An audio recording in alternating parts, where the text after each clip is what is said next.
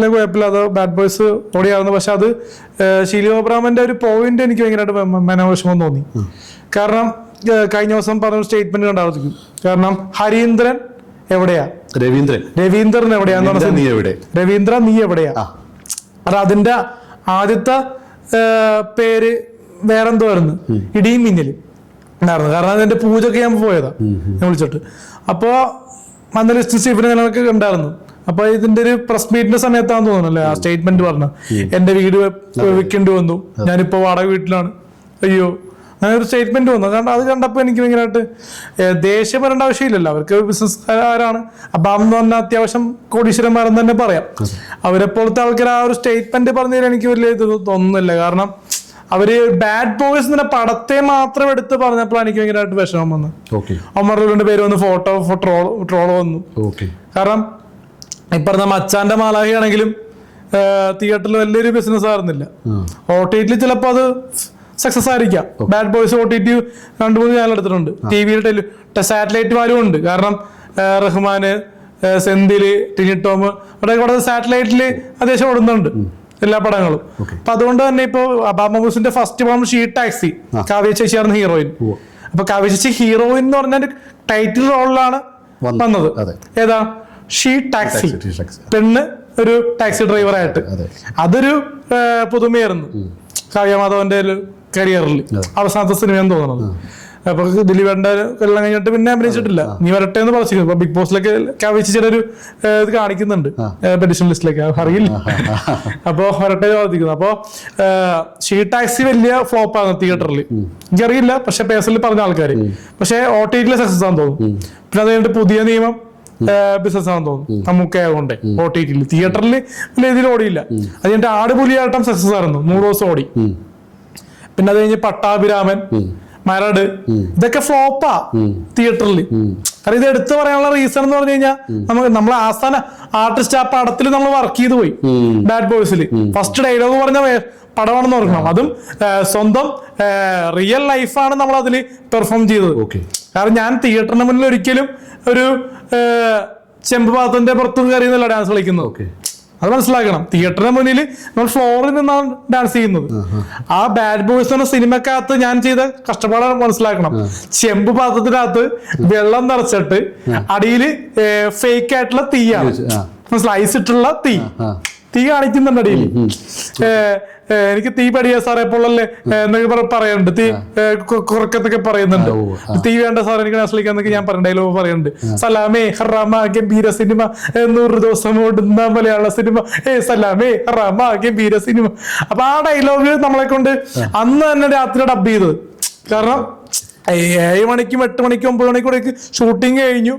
9 മണിക്ക് ലാൽ മീഡിയയില് അന്ന് തന്നെ ഞാനായോണ്ട് ചെയ്തു.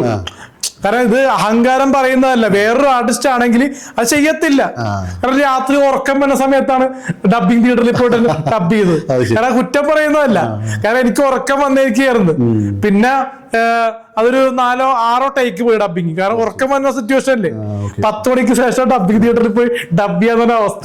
കാരണം നമുക്ക് ഞാനത് വൈറലായി നിന്നുകൊണ്ട് പിന്നെ ഞാനൊരു വർക്കിന് അഡിക്റ്റ് ആയി പോയെന്നാണ്, സിനിമയ്ക്ക് അഡിക്റ്റ് ആയി പോയതുകൊണ്ട് നമ്മൾ ആ ഒരു വർക്ക് നമുക്ക് ആത്മാർത്ഥം കൊണ്ട് ചെയ്തു. വേറൊരു ആക്ടർ ആണെങ്കിൽ ചെയ്യില്ല. ഇപ്പൊ ടിനി ടോം ആണെങ്കിൽ രാത്രി ഡബിങ് വരുമോന്ന് എനിക്കറിയില്ല.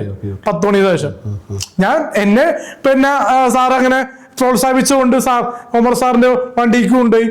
പിന്നെ ഒമർ സാർ കാരവാൻ വേണമെന്ന് ഇരുത്താന്ന് പറഞ്ഞപ്പോ AC റൂം തന്നു. ഞാൻ പറഞ്ഞില്ലേ ഡ്രസ്സ് മാറണമല്ല. കാരണം ആ ഒരു സ്ഥിരം കല്യാണത്തിന് പോകുന്ന ഒരു ഡ്രസ്സായിരുന്നു. കാരണം ഷിയാസ്ത്രീമിന്റെ കല്യാണത്തിന് പോയിട്ട് വൈറലായിട്ടിരിക്കുന്ന ഒരു ഫുൾ ലാച്ച് ഉണ്ട്. അതിട്ടിട്ടാണ് നമ്മൾ വർക്ക് ചെയ്തത്, മനസ്സിലായ.